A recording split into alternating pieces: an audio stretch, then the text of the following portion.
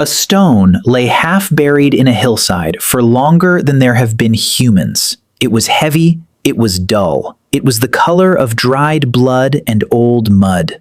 Rain fell on it. Roots grew around it. Nothing about it looked alive or valuable or special in any way. People walked past it for thousands of generations. Hunters stepped over it. Children kicked it out of the path. Farmers dug it up while clearing a field and threw it on the wall pile with the rest of the rubbish. One family used it to hold a door open. Somebody threw one at a wolf. Nobody looked twice. Why would they? It was not flint, so you could not nap it. It was not soft, so you could not carve it. It did not shine. It was, by every test a Stone Age person could run, worthless. And locked inside that ugly red stone was the material that would hold up every skyscraper on Earth, carry trains across continents, form the hull of ships, cut the forests, arm the armies, build the machines that would drag our species out of hunger. So here is the real question. Not when we found iron.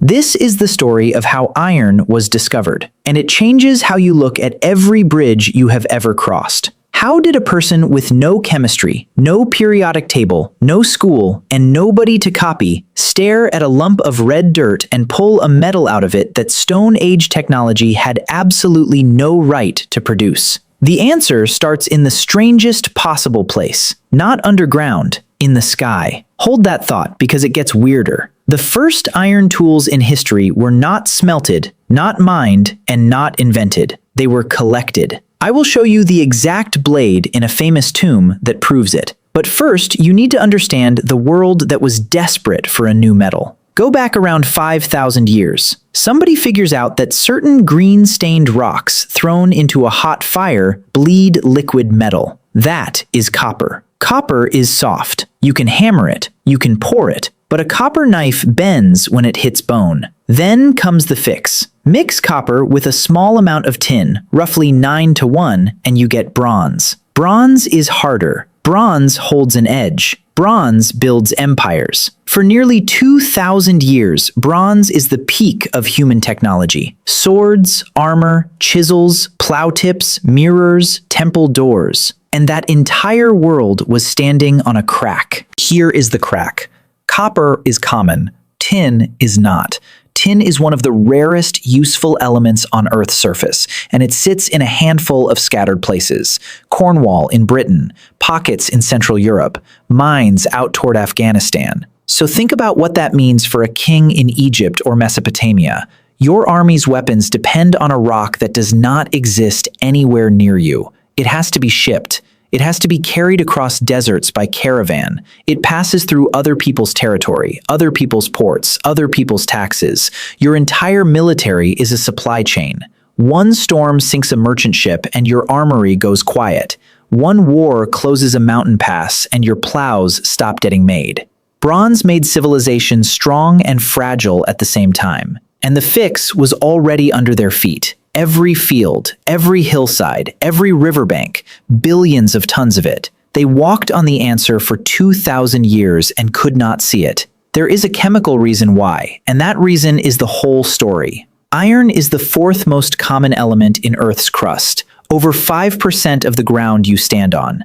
The red in red soil, the rust color in cliffs, the orange stain in a stream. That is iron. So why did nobody use it? Because of one nasty habit.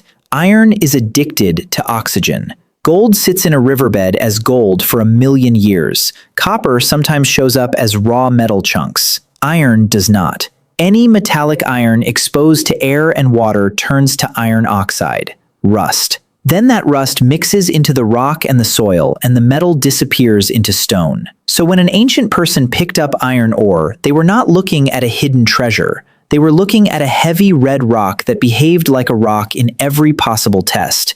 Hit it, it does not flake into a blade. Heat it in a normal fire, nothing happens. Carve it, nothing. Every experiment they could run said the same thing. This is garbage. Except once, very rarely, a rock arrived that broke every rule. Imagine you are standing in a field around 5,000 years ago and something screams down through the sky and slams into the ground. You go and look. It is black. It is scorched. It is unbelievably heavy for its size. You hit it with a stone hammer expecting it to crack. It does not crack. It dents. Nothing on Earth does that.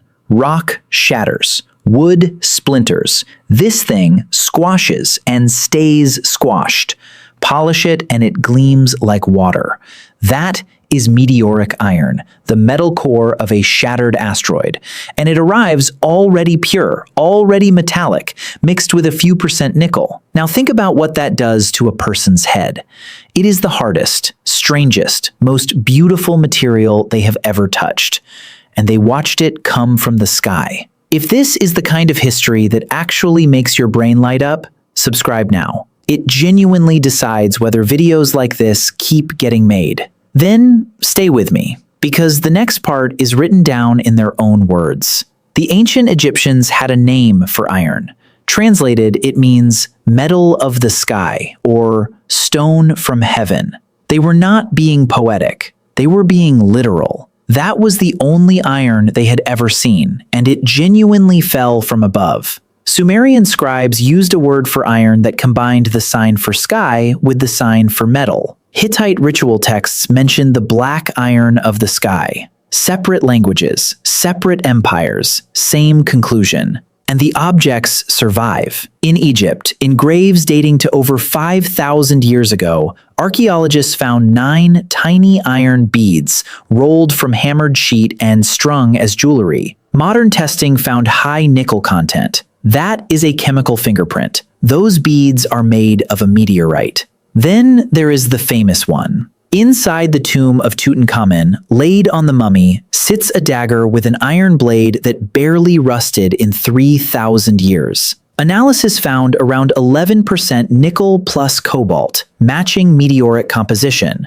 The richest king on Earth was buried with a knife made from a falling star. And this is where the value gets insane. Assyrian trade records from Anatolia price iron at up to 40 times the weight of silver. In some periods, iron was worth several times more than gold. Read that again. A metal that is now so cheap we make disposable nails out of it was once a royal treasure. Kings sent iron rings as diplomatic gifts. Palace inventories listed iron next to jewelry. Because supply was pure luck. You could not order it. You could not dig for it. You waited for the sky to deliver. So here is the wall. Sky iron is a status symbol, not a technology. You cannot arm a nation with meteorites. You cannot plow a field with a treasure. To get real ancient metallurgy off the ground, somebody had to pull metal out of ordinary red rock.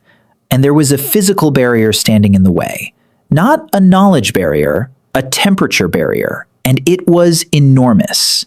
Let me show you the number that delayed the Iron Age by thousands of years. Copper melts at about 1,085 degrees Celsius. Bronze melts even lower, around 950, because adding tin drops the melting point. Bronze Age furnaces were built for exactly that. Pottery kilns of the time could reach roughly 1,000 to 1,150 degrees, perfect for melting copper. Perfect for pouring bronze into molds. Pure iron melts at 1,538 degrees. That is a gap of around 400 degrees. And that gap is not a small step up. In furnace terms, it is a different planet. We know they tried. Iron-rich rocks show up in copper smelting debris. Picture it. A metal worker loads red rock into the hottest furnace in the known world, pumps air for hours, and opens it, expecting liquid. Nothing. No pool, no flow, just a glowing lump sitting there, refusing. Every test said iron cannot be melted by human beings. And they were right.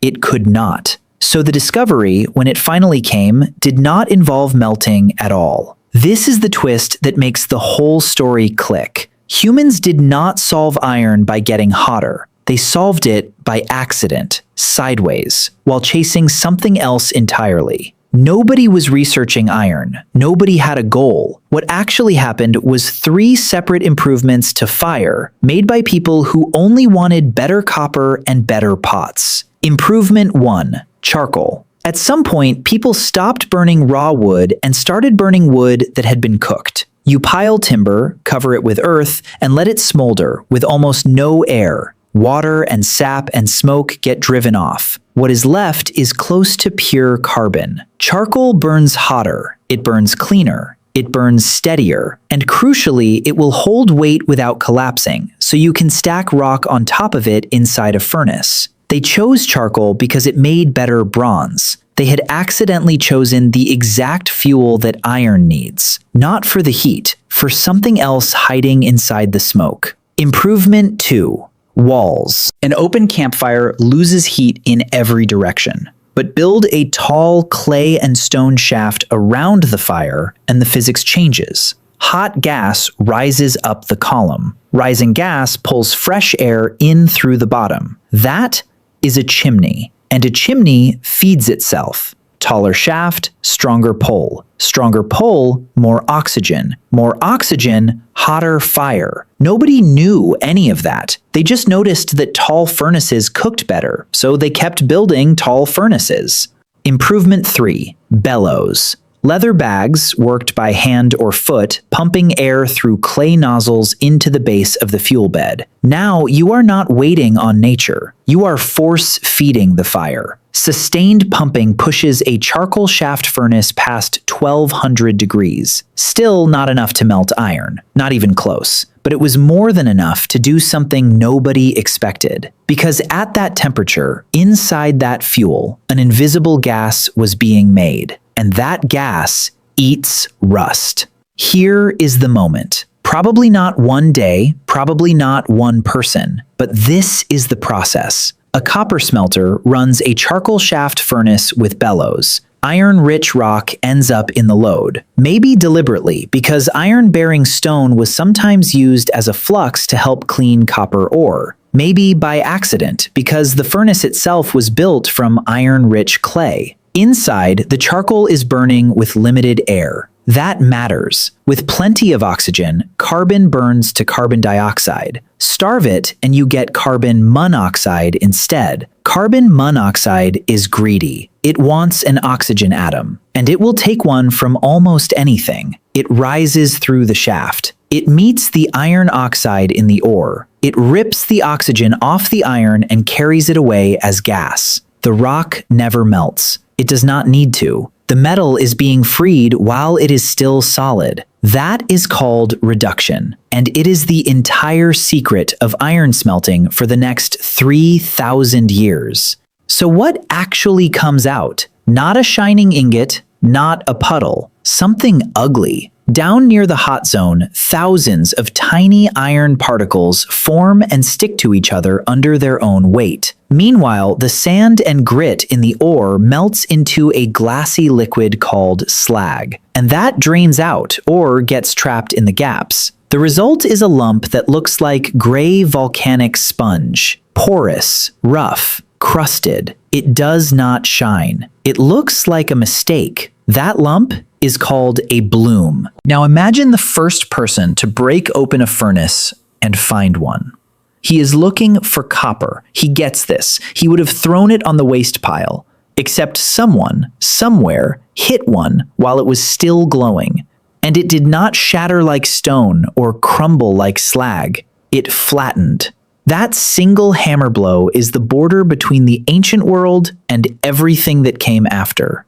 But the metal in that lump was still, honestly, terrible. Here is why. A raw bloom is not usable. It is iron and glass mixed together like fruit in a cake. Bend it wrong and it splits. So the real work starts after the furnace. The bloom goes back into the fire, gets heated to near white heat, and then it gets beaten. Not shaped, beaten.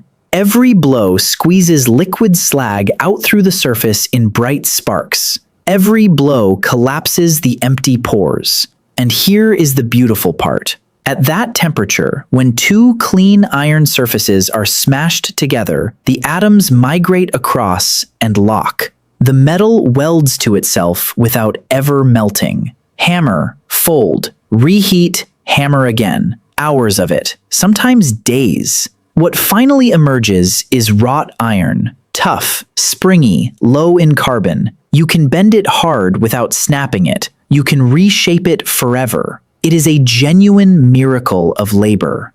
It is also, out of the furnace, softer than a good bronze sword. Which brings us to the biggest myth about this entire period. Everybody assumes iron replaced bronze because iron was better. It was not. Not at first. Test an early wrought iron blade against a properly work-hardened bronze one, and the bronze wins on hardness. Early iron tools bent. Early iron edges rolled. Bronze had 2,000 years of refinement behind it and a prestige economy protecting it. That is why the Iron Age did not start the second somebody made a bloom. There is a gap of centuries between knowing how to smelt iron and iron actually taking over. For a long time, iron was the awkward alternative, the peasant version, the stuff you used when you could not get the good metal. So the question changes. If iron started out worse, what happened that made it the material of the entire planet? Two things happened. One was a chemical accident inside the forge. The other was a catastrophe that wiped out the competition. Start with the accident, because it created the most important substance in human history. Smiths noticed something they could not explain. Iron that sat for a long time, buried in glowing charcoal, came out different. Harder, stiffer. It resisted the file. Blades made from certain parts of a bloom behaved like a different metal. They had no idea why. Here is what was actually happening. Heat iron passed roughly 900 degrees, and its internal crystal structure rearranges. The atoms shift into a pattern with gaps between them, and those gaps happen to be exactly the right size to swallow a carbon atom. Sitting in burning charcoal, the iron drinks carbon straight out of the fuel, right through its own surface. Less than 1% by weight changes everything. Iron plus a whisper of carbon is steel. That is it. That is the whole difference between a bendy farm tool and a blade that cuts armor. A fraction of a percent of an element nobody would identify for another 3,000 years. And they had not finished. The next trick was even more violent. Take that carbon-rich iron, heat it until it glows, then kill it.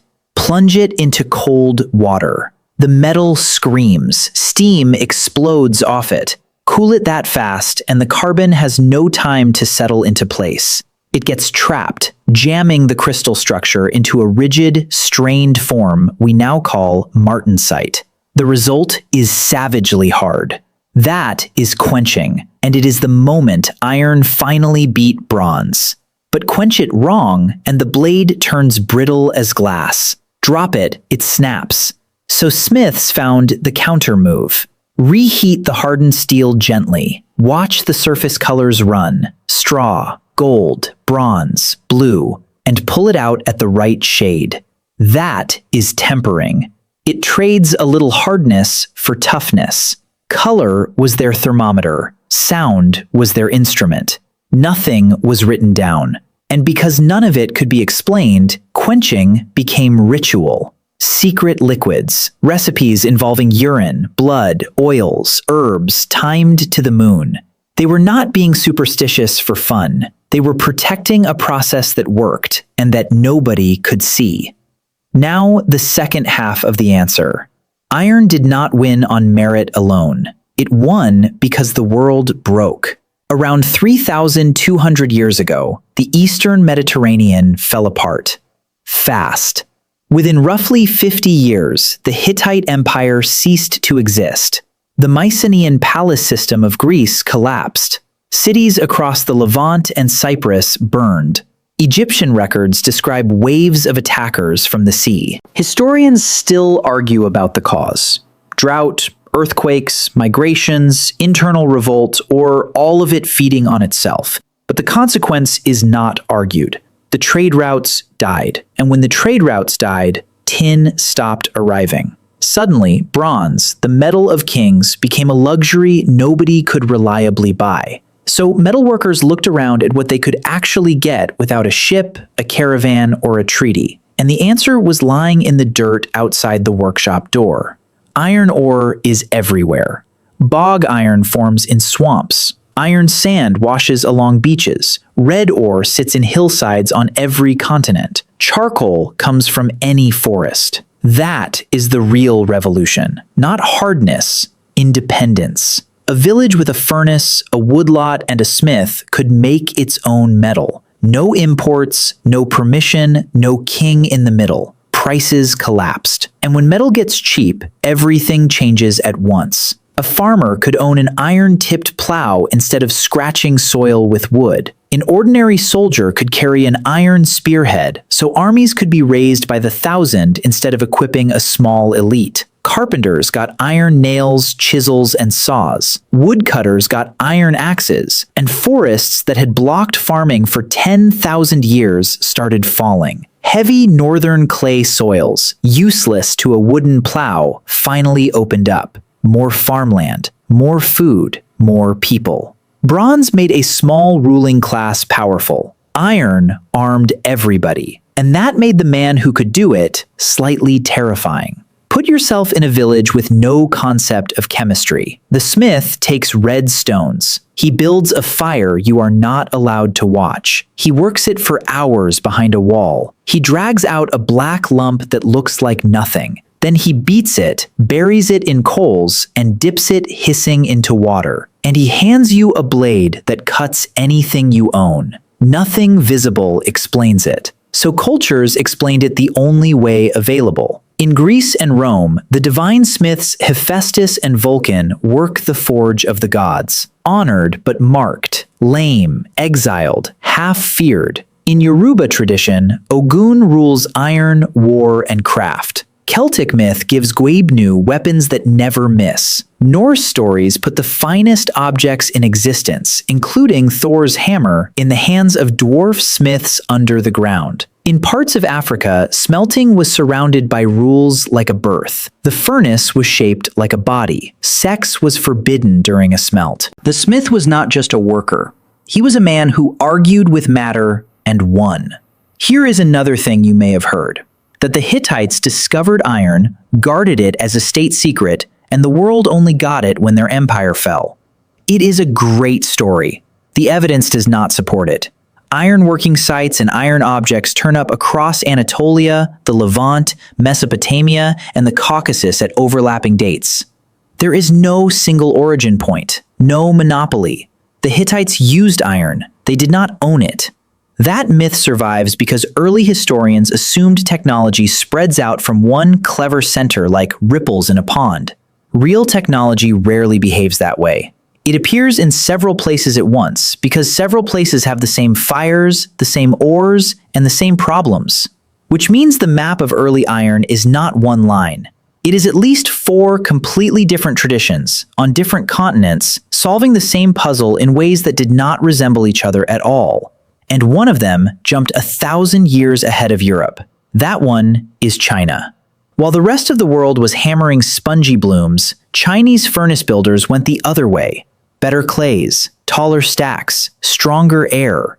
And by roughly the 6th century before the Common Era, their furnaces crossed the line everybody else considered impossible. They fully melted iron. Liquid iron drinks carbon greedily, up to around 4%. And that changes the metal completely. High carbon iron melts at a much lower temperature, near 1150 degrees, and it pours like water into molds. That is cast iron. Brittle, but hard and repeatable. You can cast 1,000 identical plowshares. You can cast cooking pots with thin walls. You can cast weights, tools, pipes, and statues. Then came mechanization. Around the year 31, an official named Du Shi is recorded using water wheels to drive furnace bellows. Water-powered iron production. In Europe, that would not arrive for over 1,000 years. Now India, where they went in the opposite direction. Not bigger, smaller, sealed. Indian smiths packed pieces of iron together with carbon-rich plant material inside clay crucibles, sealed them, and cooked them for long hours. Inside that closed pot, the carbon spread through the metal evenly instead of just skinning the surface. The result was Wootz steel, cast in small cakes and traded across the Indian Ocean. Forge it carefully, and the internal carbide structure surfaces as visible flowing patterns. In the Middle East and later Europe, these blades became legendary as Damascus steel, famous for holding a brutal edge without shattering. European metallurgists tried to copy it for centuries and failed. They could not reproduce it properly until the 19th century, and part of the reason was trace elements in specific Indian ores. And there is a monument to that skill still standing, the Iron Pillar in Delhi. Over 7 meters of forged iron raised roughly 1,600 years ago, standing in open air and barely rusting. Africa gets left out of this story constantly, and it should not be. Independent iron traditions developed south of the Sahara well before the Common Era. Nok sites in what is now Nigeria show early smelting. Merowe in Sudan produced iron on a scale that left huge slag mounds still visible today. But the clever part is the engineering. In parts of the Great Lakes region, smelters built tall, natural draft furnaces where the incoming air was heated by the furnace itself before it reached the burning charcoal. Preheating your air supply is a genuine thermodynamic trick. It squeezes more temperature out of the same fuel. European engineers would not formally describe that principle until the 19th century. Then there is Sri Lanka, where furnaces were built along west-facing ridges so the monsoon wind blew straight into them. No bellows, no pumping. The weather did the work. 4 continents, no shared textbook. Same chemistry, cracked 4 different ways. And Japan turned it into an art form. Japanese smelters mostly did not have rich rock ore. They had iron sand washed out of volcanic rivers. So they built the Tatara, a long clay box furnace, and fed it sand and charcoal in layers for around 3 days and nights without stopping. Teams worked in shifts. At the end, the furnace was smashed open to get the mass out. What came out was not uniform. Some of it was low carbon and soft. Some was high carbon and hard. So the smith broke it up and sorted the pieces by eye, by sound, by the way a fragment snapped. Then he combined them. Hard steel for the edge, softer iron for the spine, so the blade absorbed shock without cracking. Folding the metal repeatedly evened out the carbon and squeezed out the last slag. That is not mysticism. That is a smith solving a materials problem by hand, without knowing the name of the element he was moving around. Now here is the price nobody talks about. Iron did not just cost labor. It ate forests. Producing 1 kilogram of usable iron in a bloomery could take several kilograms of charcoal, and making charcoal takes many times that weight in wood. Multiply that across a region making tools, nails, weapons, and horseshoes for centuries.